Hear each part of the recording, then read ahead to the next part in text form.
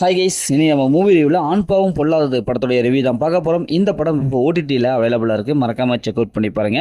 இது ஒரு comedy family drama மூவியாக வெளிவந்திருக்கு. இப்போ இந்த படத்துடைய கதையை பார்த்துடலாம். படத்துடைய ஹீரோவுக்கு அரேஞ்ச் மேரேஜ். நம்ம ஹீரோயினை பார்க்குறாங்க, பிடிச்சி போயிடுது. ஹீரோயினுக்கு ஹீரோவை பிடிச்சி போயிடுது.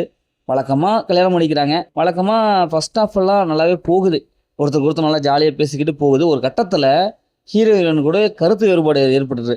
இதனால் பயங்கரமான சம்பவம், டெய்லி சம்பவமாக பிரச்சனையாக ஏற்படுது. உடனே ஹீரோ ஹீரோயின் 2 பேரும் டைவர்ஸ் பண்ணிக்கலாம் அப்படின்னு சொல்லிட்டு போகிறாங்க. ஹீரோ வக்கீல்கிட்ட போகிறாங்க, ஹீரோயின் அதேமாதிரி போகிறாங்க. ஆனால் ஆரம்பத்தில் ஹீரோவுக்கு இதில் விருப்பமே இல்லை. இப்படியாவது ஹீரோயினோட சேர்ந்து வாழணும் அப்படின்னு தான் நினைக்கிறாரு. ஆனால் அவங்களுக்கு விடப்பட்ட அந்த வக்கீலும் அவங்களோட லைஃப் இதே மாதிரி தான் இருக்குது.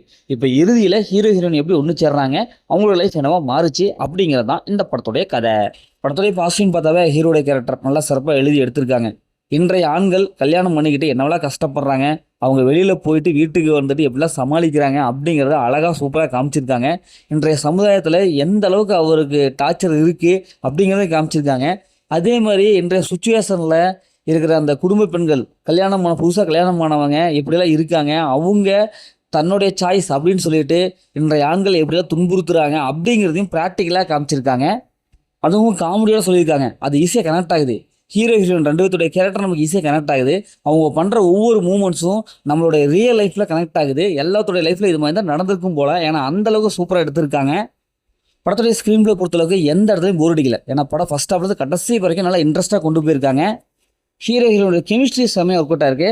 அதுக்கப்புறம் வக்கீலாக வருவார் ஒருத்தர், அவருடைய கேரக்டர் நல்லாவே ஒர்க் அவுட் ஆயிருக்கு. படத்துடைய பிஜிஎமோட சினிமாட்டோகிராஃபி நல்லாவே வந்திருக்கு. படத்துடைய கிளைமேக்ஸ் சரியான ஒரு கிளைமேக்ஸ் கொடுத்துருக்காங்க, நல்லாவே இருக்குது. எமோஷன் நல்லா கனெக்ட் ஆகுதுங்க. அந்த கிளைமேக்ஸில் வர எமோஷனல் போர்ஷனும் சரி, இடையில வர எமோஷனலும் சரி, இப்படி எல்லாமே ஈஸியாக நமக்கு கனெக்ட் ஆகுது. படத்தில் அந்த மாதிரி சீன்ஸில் எதுவுமே இல்லை, ஃபேமிலியோட பார்க்கலாம். இந்த படத்தில் மைனஸ்னால் எனக்கு பெருசளவுக்கு மைனஸில் எதுவுமே இல்லை, எல்லாமே ப்ளஸ்ஸு தான். மொத்தத்தில் ஒரு சூப்பரான ஒரு மூவி பார்த்த ஒரு எக்ஸ்பீரியன்ஸ் நமக்கு கிடைக்கிது. ஓகே, இதேமாதிரி அடுத்த ஒரு புதிய மூவி ரிவ்யூ சந்திப்போம்.